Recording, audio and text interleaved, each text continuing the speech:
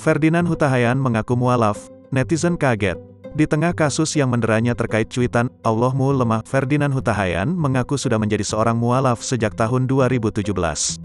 Hal ini bikin sebagian netizen di lini masa merasa kaget.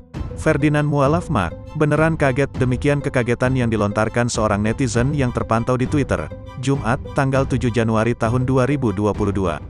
Menarik sekali kalau sebenarnya Ferdinand adalah seorang mualaf. Saya yakin tidak ada unsur kesengajaan dengan perkataannya tersebut, tulis yang lain, yang tampaknya mulai membela Ferdinand Huta Hayan.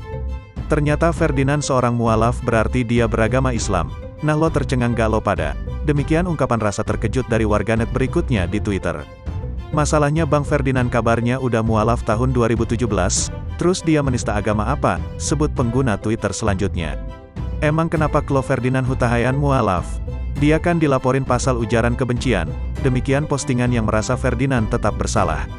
Ferdinand mengaku dirinya memang tidak pernah mendeklarasikan dirinya seorang mualaf.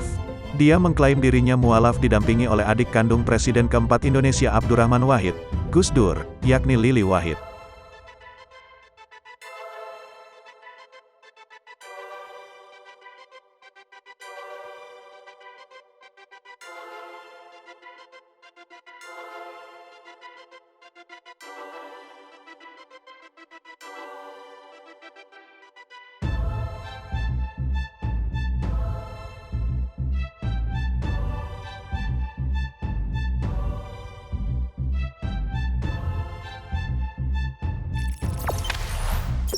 Jangan lupa subscribe, share, komen, dan like ya.